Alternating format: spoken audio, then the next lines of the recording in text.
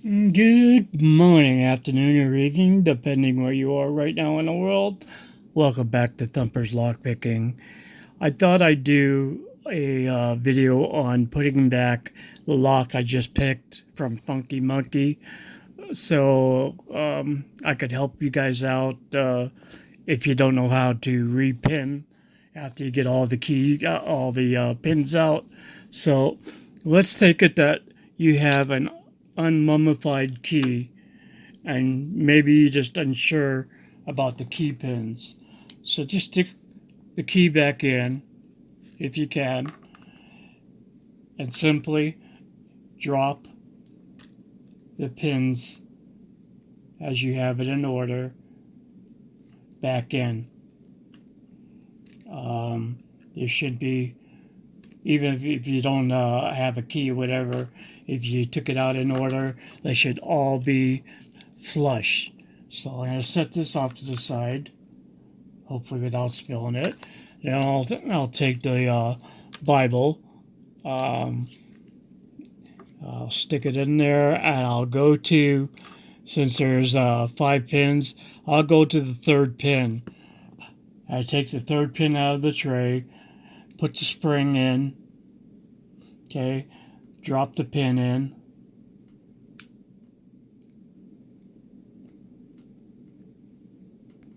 okay, push the follower forward. Now I got the number 2 slot coming up. I drop the spring in, I drop the pin in, I push down on the pin and slide the follower forward. The next one, number 1, drop the spring in,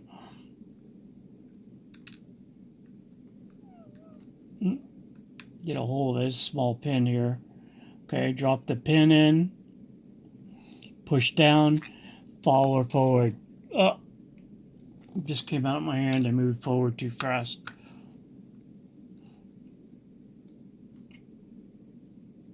Okay, put it back in, move it forward. I go to the reverse side, and I know there's 2 pins left, so I take it to the second chamber. Don't know if you can see this or not. God, I hope everything was in video. I just looked. I don't think it was, but we'll see. I take the 5th pin. I drop it in. Okay, take the pin. I drop that in next. Push it down. Move the follower forward. I got the last chamber to do. Okay. And I put the pin in. Push it down. Oh, getting ahead of myself.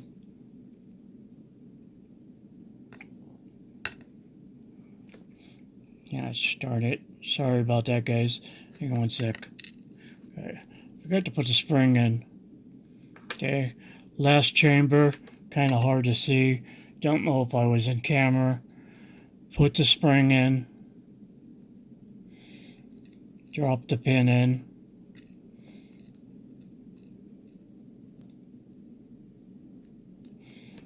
Push it down.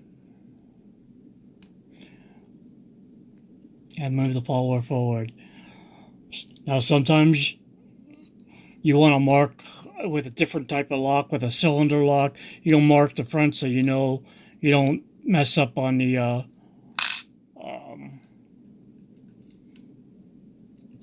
on going from the wrong direction. I always put a shim back in, and of course my lock over here, my pin spilled. So now I really got to do it all over again, and I do apologize for that. I wish I found a. Gotta make myself a holder for these cores. Okay, I got one. That was a good guess. 2, another good guess.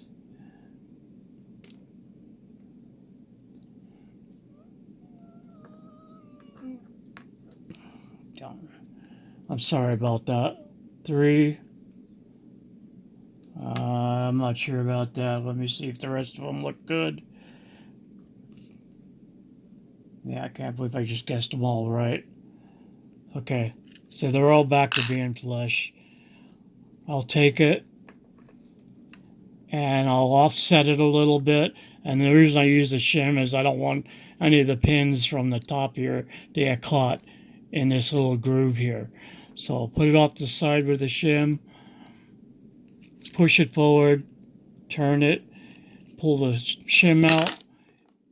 I usually wiggle her out, take the key out, go right to putting the clip back on, and then I test my lock.